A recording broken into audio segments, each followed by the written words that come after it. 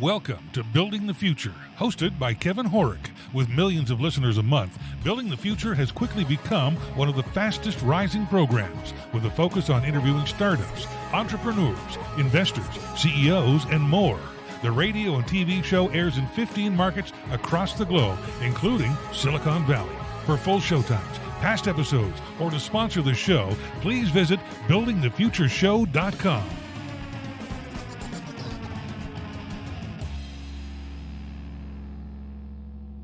Welcome back to the show. Today we have Jeremy Fisher. He's the CEO and co-founder at River. Jeremy, welcome to the show. Thanks for having me, Kevin. Yeah, I'm excited to have you on the show. I think what you guys are doing at River is very important and very kind of timely with all the craziness that's been happening over the last couple of months and years. But maybe before we get into all that, let's get to know you a little bit better and start off with where you grew up. Sure.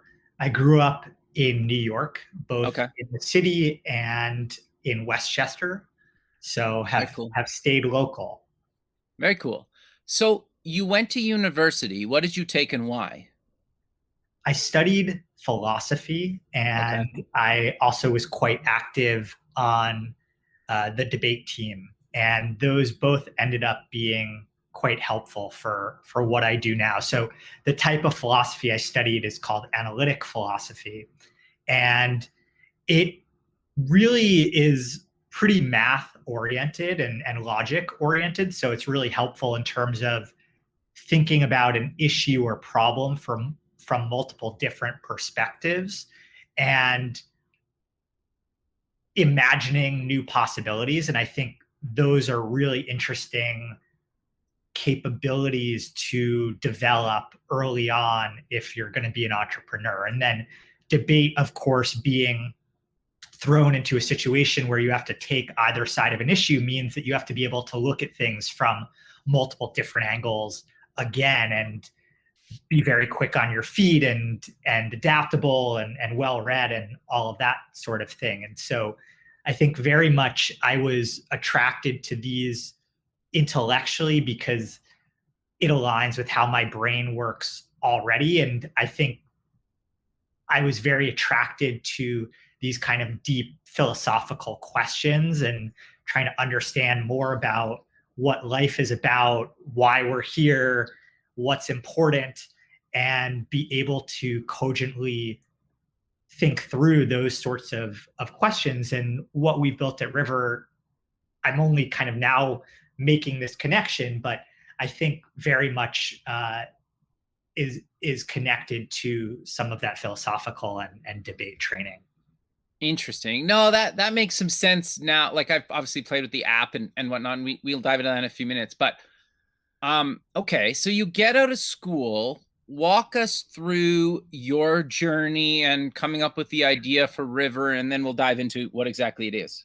Sure. So I started out in finance. I was working at Morgan Stanley, and I started in 2004 as an intern and then worked there through the financial crisis. So left in 2009 to start my first startup. And I had moved out to the Bay Area and was working in Silicon Valley and started this entrepreneurial journey there in 2009.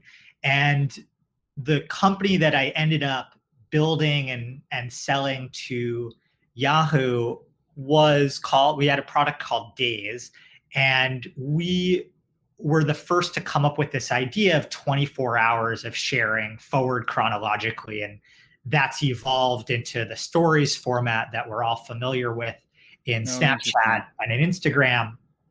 And one of the things that we were trying to do with that product is respond to what we saw was a lack of context in social media. And so at the time, people were sharing one moment from their day max, right? It was that Instagram post, and it was really about the highlights of your life. And we were wondering, well, what's going on around that? How is that moment situated in the rest of your life? And felt like it wasn't really representative. And so Days for us was about bringing context back into that conversation. And that very much after we sold the company led us to what we've built at River, where we started thinking about how we consume real-time information and noticed that there was a similar lack of context there, because just like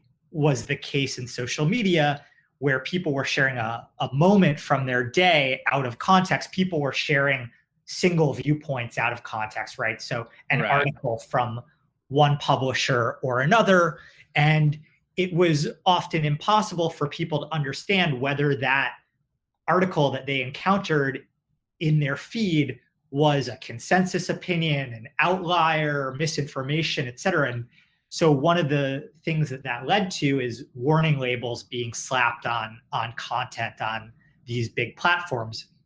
And that felt like a Band-Aid to us. And we thought that there was a better way to address some of these issues if you could situate that view alongside all the other views about that same topic. Then the consumer would be able to recognize whether this was an outlier view or whether this was kind of the standard interpretation of something that had happened. Right. No, that makes sense. But then what made you actually decide to build River and actually go for it? So, well, one, we thought that this was a huge opportunity to build something that felt considerably more modern. Okay. And maybe I'll just take a step back and talk Sure. a little bit about what River actually does, which is to instantly organize everything that people are talking about online, whether that's sports or science or gaming, and whether that's happening in the Times or on Twitter or TikTok or elsewhere. And we take all of that and organize it into a personalized stream of bite-sized shareable stories. Right. And the key thing here is that while news is certainly a very big component of what we do, it's not just about traditional news.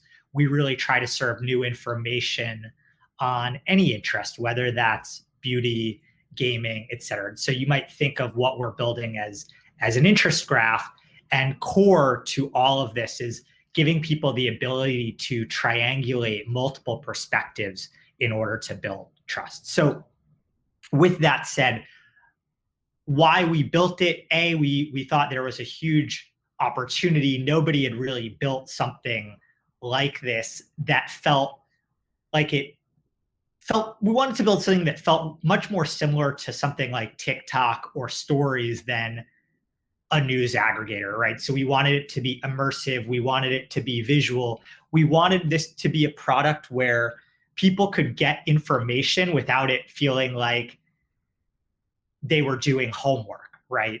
To create an enjoyable experience that was also going to be really informative and to respond to what we saw out there, which was this real lack of context, which had all these negative downstream effects. And we felt that some of the technologies around machine learning and other related technologies had gotten good enough that we could utilize them to bring this context back into that conversation. And we thought that was a really important mission at the end of the day. Sure. Like, as somebody that's used the app and as a designer, like the app is beautiful. Like it's well laid out, like it's the interactions and the flow is really nice. But I'm curious to know then, how do you make sure you guys aren't spreading that misinformation? Because if you're pulling content from Twitter and other kind of platforms where you let anybody post anything, it's got to be tricky sometimes to make sure that you're actually posting real news. Yeah, so that's definitely key. So one of the things that we're able to do by virtue of going out and crawling the web and crawling these different platforms is we're able to, so what we don't do is give you this one document, this, whether that's a tweet or a video or an article that is about something that nobody else is talking about, even if that single tweet has become very popular, for instance, right? Okay. So the first thing that we're doing is we're going out and we're ingesting all of this stuff. And as things get added to our system is asking, is this the seed of a new story, or does this tweet, video, article belong alongside these other tweets, videos, articles about an already existing story? And we're then able to say, okay, this story is relatively important relative to others based on who's writing about it, the number of different publishers, the credibility of those publishers within the topics that they're publishing on and the topic that story is about, and so forth. And so we're able to use all of those signals to figure out, A, is this story itself an important story? And then within that story, how important is this tweet, video, or article, right? And so we're able to use those sorts of signals to really effectively determine whether something is going to be relevant or important. And we're also downstream of all the platforms that we're pulling this content from. So anything that they're doing to combat misinformation, it has to get past their filters first in order for us to pick it up. And so we get to benefit from all the work that's being done upstream of our service as well. Got you. Okay. No, that makes sense. That's interesting. So then how do you, like, if you're covering, I don't know, a breaking news story or something, or any news story really, how do you decide which source gets shown first compared to second, third, etc.? So for the listeners, just to be clear, there's no human deciding which order these sources are going to be presented in. This is all utilizing technology to try to answer some of those hard questions. And we're looking at all of the signals that I just mentioned. So there's a couple hundred different signals that we're looking at, but to give a concrete example of something that we try to do is, first we say, let's take the example of an article. We say, what's this article about? What are the people, places, ideas, concepts that are present in this article? So you might have Trump and North Korea and election are all concepts and people and places that are in this article. And we try to, using models of the language that are represented in that article, figure out which of those are relatively more important.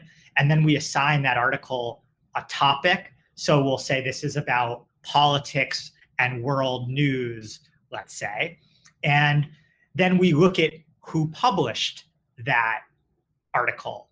And we look at signals that are like, how many times has that publisher been linked to by other publishers, and how many times have the publishers who linked to that publisher been linked to themselves? And we do that on a per category basis. So we try to say, okay, the New York Times has been linked to a lot in world news and in politics, but much less so in wrestling or MMA fighting. And so we'll use that to say the New York Times is a very credible publisher for XYZ topics, and maybe Rolling Stone is a very credible publisher for these other topics, and Joe Rogan is a very credible publisher for another set of topics, right? Based on those types of signals.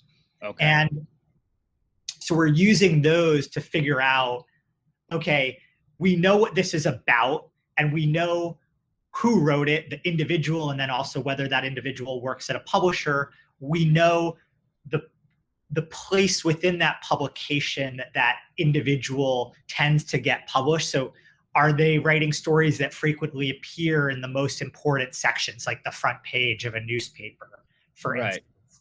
And we try to build this map of all of those relationships across the entire internet to really figure out what's important from a topic perspective and who are the important publishers, and use those signals to rank between them.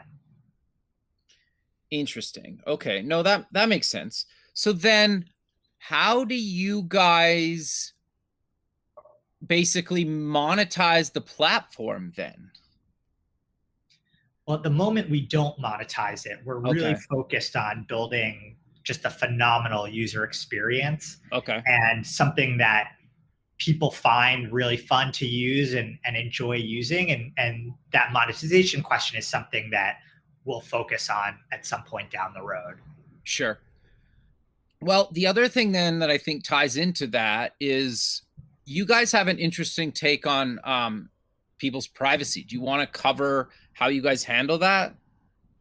Yeah, so we approach this from a couple different perspectives. One is that we wanted it to be really easy and fast to get going on the app. And so we wanted you to be able to download it, open it, and then just be in the experience without having to go through a long sign-up flow.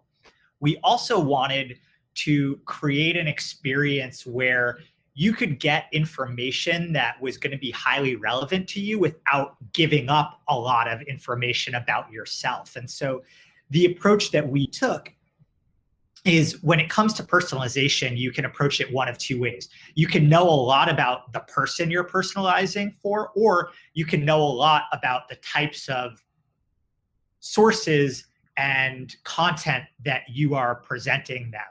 And we took that latter approach, which is quite different from what other companies and products in the space do, which are much more focused on understanding the user. And that understanding of the user requires intrusive practices vis-a-vis that user's privacy. Whereas the approach that we're taking, where we try to understand everything about that content itself, requires a much less invasive approach to privacy. And so that's really what we focused on. And I think we've created an experience that does feel highly personalized and at the same time doesn't require the user to give much information up about themselves. No, I think like that was one of the things I think that fascinated me the most when I was using the app is like there's no social graph, right? And I don't need and you're not being tracked. And I know like Apple's kind of the big company right now promoting and pushing privacy. And I'm not saying I necessarily agree with it, but I just want to get your thoughts on, just to play devil's advocate a little bit. Like it would be a lot easier for you guys to monetize if you if people had to sign up and you were collecting more data about them, correct? Well, again, the monetization piece is something that we're not at yet. So we really think about it more from what's a great experience, because if you build a great experience, you're going to be able to you can essentially build a big business off of that product down the road. Sure. And so I think both of these approaches are hard. They're hard in different ways. The approach that we took is certainly difficult. We happen to have a lot of expertise in that area of content understanding, and so it also made a lot of sense for us to take that approach. And I think it's really worked. No, that makes sense. So I'm curious then, how did you guys fund and build the first few versions of this? Did you self-fund? Did you raise some money, or walk us through that?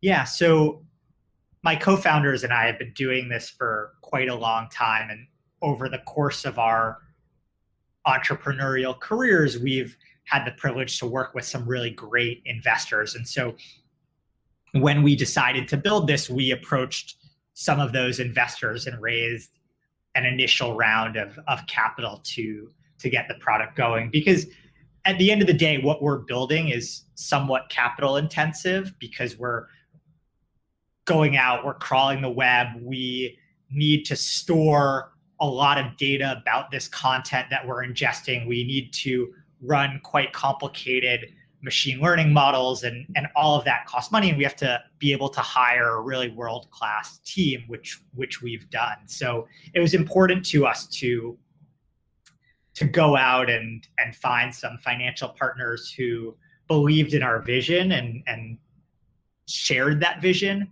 to come along for the ride with us. No, that makes a lot of sense. So I'm curious then, are you guys going to kind of stick with news, or are you going to start pulling in other content, or you don't really know, you'll see where it goes from here?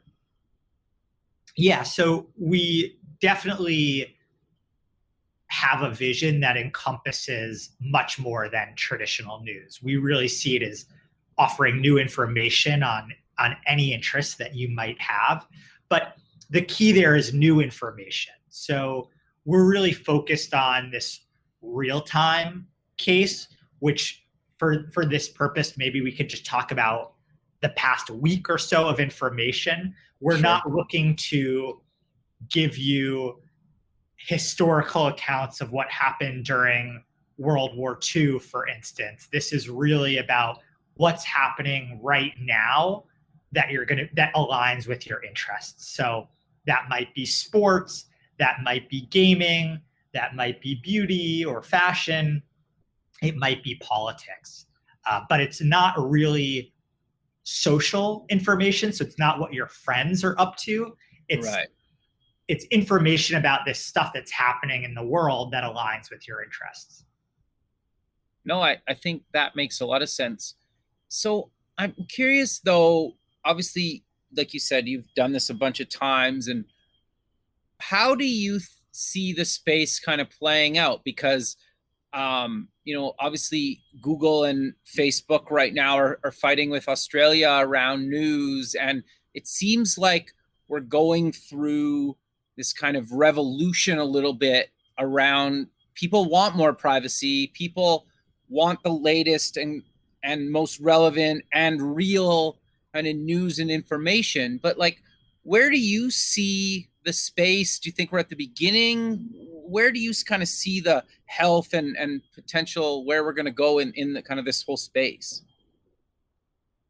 I'm of the view that we're sort of always at the beginning, no matter how many products or competitors or well developed we think the space is, whatever space that might be, it's always sort of at the beginning of it.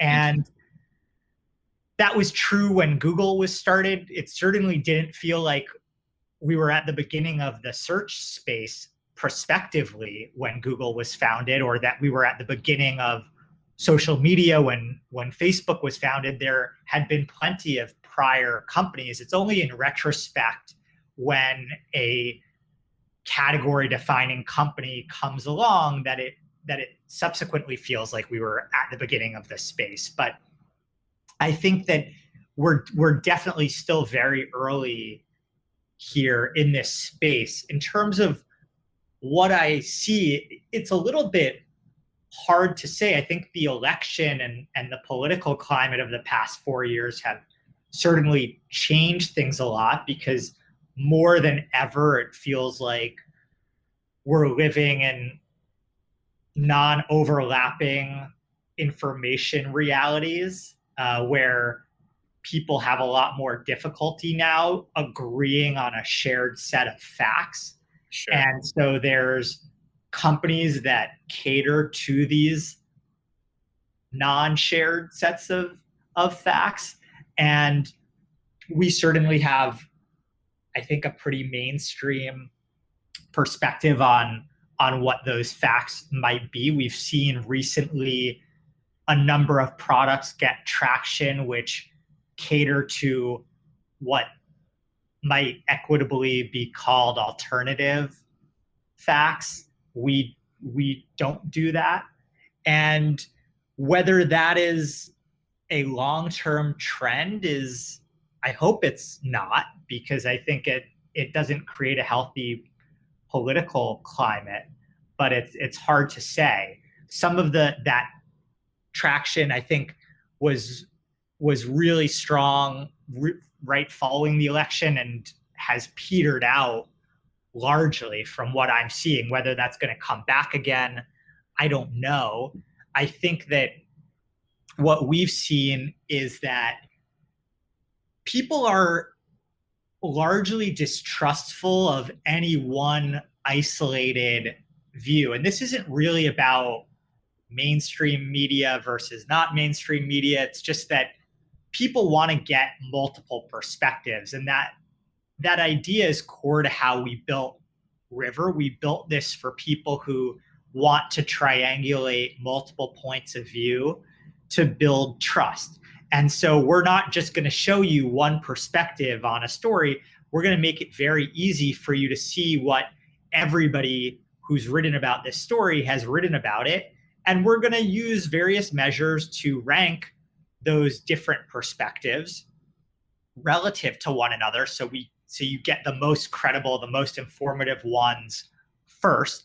But you can kind of keep going and see what different people have said. And at the end of that, I think you get a real understanding of what has happened out there in the world, or what do most people agree has happened, and then you use that to inform your opinion.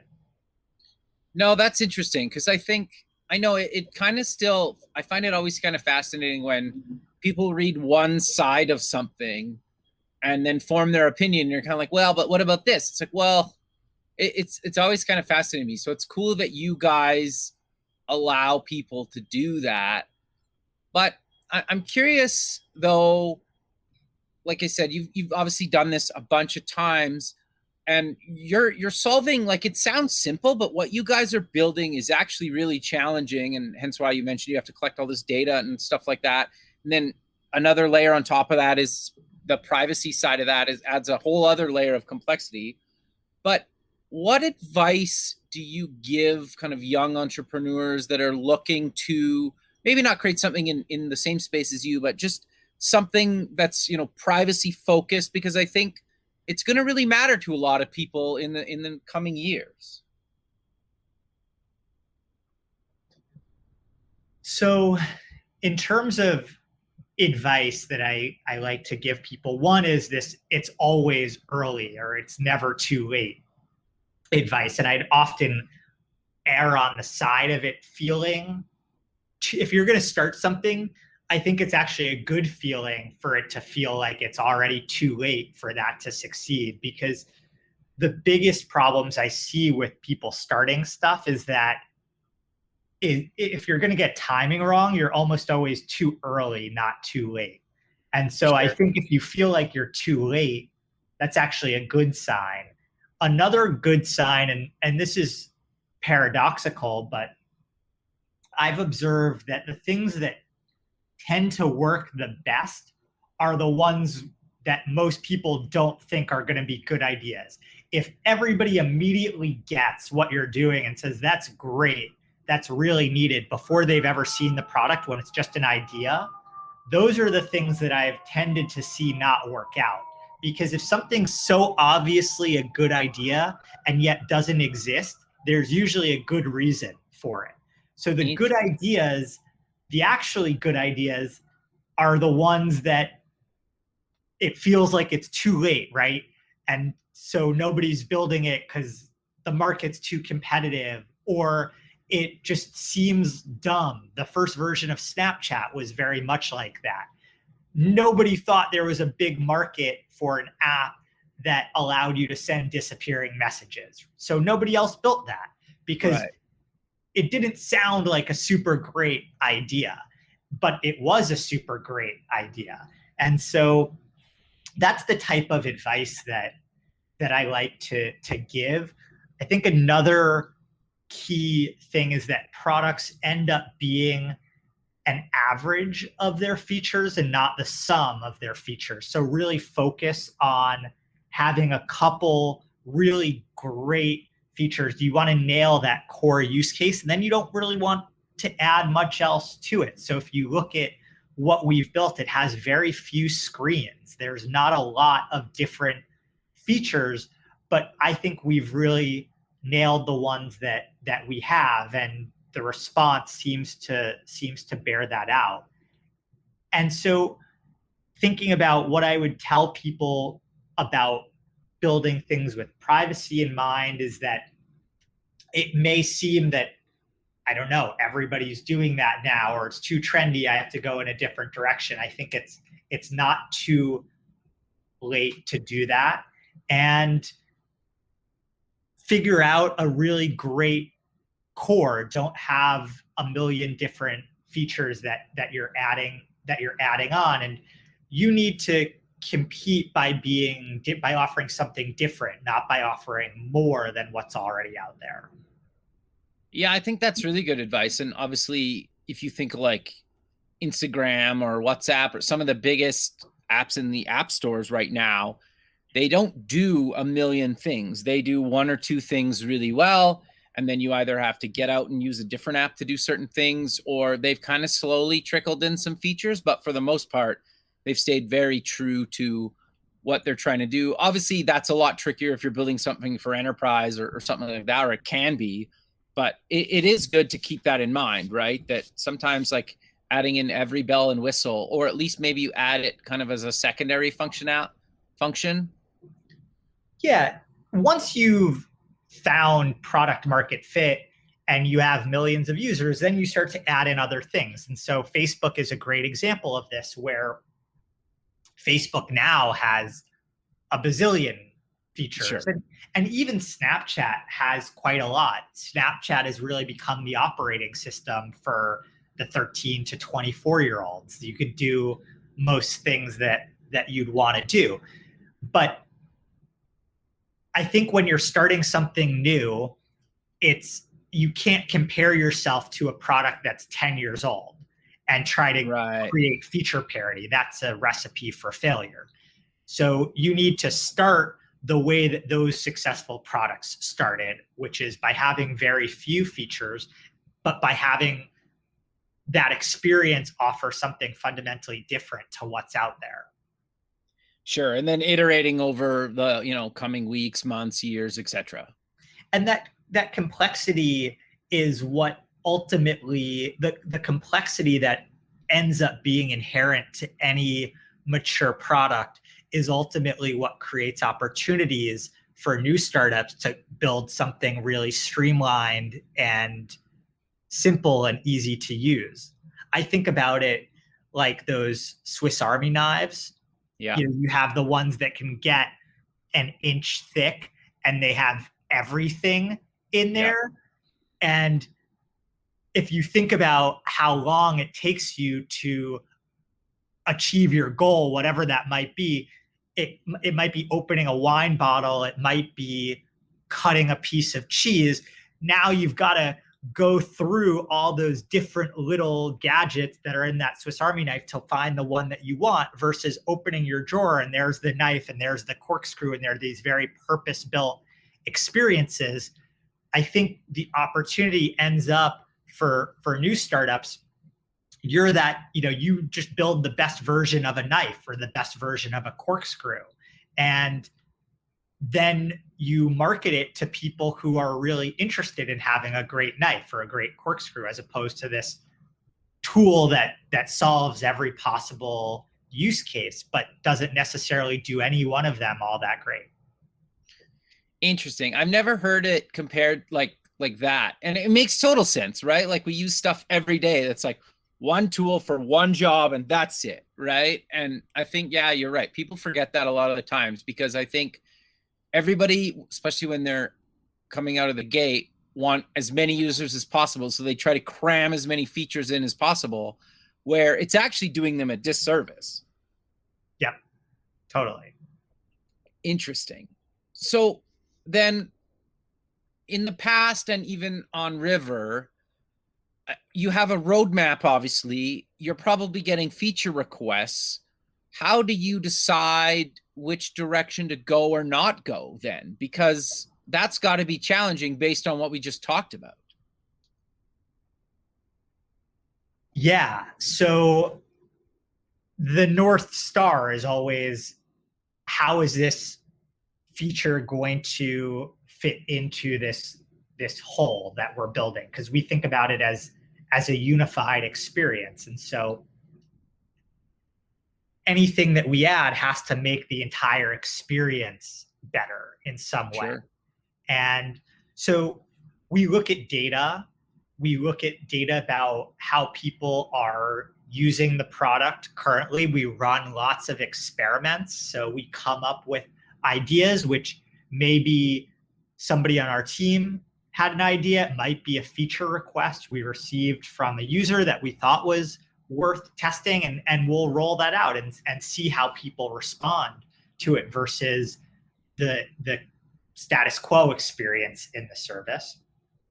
And we try to understand, and this is a combination of data and also using our gut and our judgment from having worked on these sorts of products for a really long time, about what's going to be really impactful, how's something going to play with all the other things that we've created around the experience to move it to the next level. But I think the biggest opportunities are always the things that people aren't asking for. If somebody knows to ask for something, it's usually not the thing that's going to make or break the product. And there's usually other ways to do it. So a great example of this is a read it later feature. And Okay. we get requests for that all the time. Twitter gets requests for that all the time. Facebook. There's also a million third-party services that can integrate with ours and with those other services, like Pocket, for instance, Sure. that allow you to do that. And so while to some extent it certainly is, this read it later functionality is something people want to use, we need to ask ourselves, is that something that we want to tackle ourselves, or is it something that's best left to these third-party services? And in that case, so far, we felt like it's best left to those third-party services. No, I think that's a really good example, right? Because then people can kind of do whatever they want and create their own use cases. And in a lot of cases, they don't have to relearn something new. It's like if you're already using Pocket and they add River, it's like, well, if you want to store an article to read later, well, just put it in the app you're already using, right? Right. And it comes down to, is a feature like that something that you want to have 6 different versions of, or is it a layer that should sit on top of all the products that you're already using? Sure. And I think there's a lot to be said for having that be a layer that sits across a lot of things. But who knows? Maybe we'll add it one day. Sure. No, but I actually think that's a really good point, right? It's nice that if you have one central place for all the stuff, instead of every app you use has a read it or save for later, right? Right. Yeah, interesting. So I'm curious though, is there any other advice you give to people that are maybe, like, obviously with the pandemic and everything that's going on, to actually help them at least start? Maybe that's not quit full-time or go full-time into something. Maybe it's just like pick at an idea for a couple hours a week kind of thing. Like, what advice do you give to people that are scared to start, especially now that there's a pandemic happening? So one that I give to everybody, because it comes up almost with every new entrepreneur, Sure. is people are really scared at the beginning that somebody is going to steal their idea. Totally. Yeah. That's the one that I want to deprogram people from. Nobody is stealing your idea. First of all, any idea that's worthwhile is almost certainly already being worked on by multiple different people. And Sure. so these things tend to be in the air, right? As soon as Warby Parker comes out, everybody has the idea for Warby Parker for X and Warby Parker for Y. And those people often feel like they're the only one who thought of Warby Parker for perfume or something like that. And they don't want to tell people about their idea. So one, it's just not a very practical consideration, because it's so important to get feedback from people on what you're working on. And nobody is trying to sign NDAs with you. And so I think it's really important to tell everybody about what you're working on. And that everybody doesn't have to be journalists, for instance. You don't have to Sure. be doing podcast interviews about this nascent idea that you have.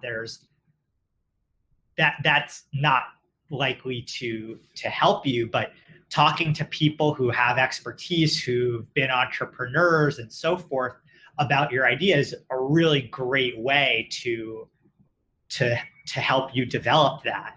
And so you have to be willing to have that conversation and not so worried that people are going to steal it. And if it's something that's so easily stolen, at the end of the day, it's all about your version of it, your execution of it. And no two people are going to build something in the exact same way. And those differences are what's going to give you a shot of success. So I encourage people always to tell people about what they're working on.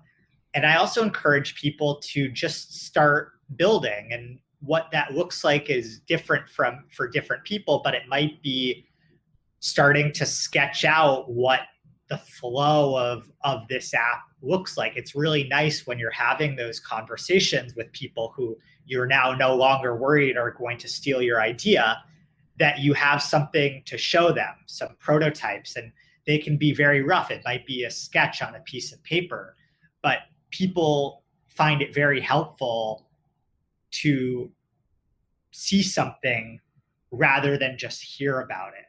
And you don't have to be a designer in order to do that. Or you might do interviews with people to get feedback on your idea. All those, I think, are really great ways to get started.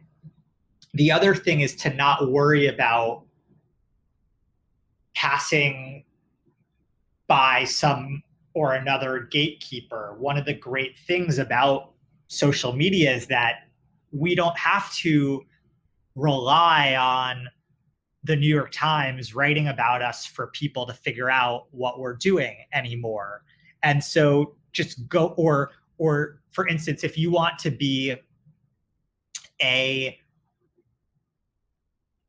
recipe influencer, it used to be probably that you had to get hired at some place like Bon Appetit. Now you can just go on YouTube or TikTok and just start doing the thing and see what happens. Sure. And I see a lot of people trying to wait for somebody to give them permission to get started. And so what I encourage people to do is to not wait for permission to do something.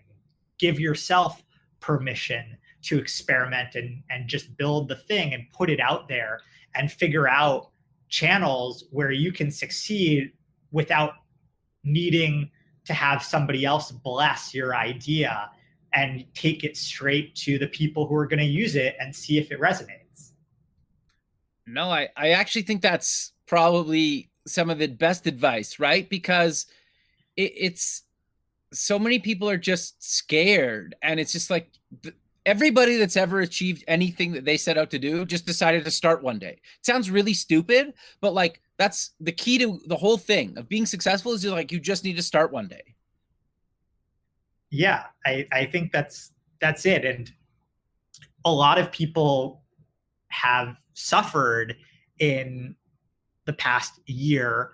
A lot of jobs have been lost, and sometimes that's actually the perfect opportunity for people, and use that as an opportunity, because quitting your job is scary. If your job just disappears out from under you, in some ways a favor has been done for you if you're entrepreneurial, and you can just use that as an opportunity to just get started and overcome what might have been a very scary process. No, I 100% agree with you, but we're kind of coming to the end of the show. So how about we close with mentioning where people can get more information about yourself, River, and anything else you want to mention? Yeah, so I'm on every social platform at Jeremy H. Fisher, at Jeremy H. Fisher. And then you can go to river.app and learn more about the product, the company, and you'll have a link to download it in Apple's App Store there as well. Perfect, Jeremy. Well, I really appreciate you taking the time out of your day to be on the show, and I look forward to keeping in touch with you, and have a good rest of your day. Yeah, it was a pleasure. All right. Thanks. Thank you. Okay, bye.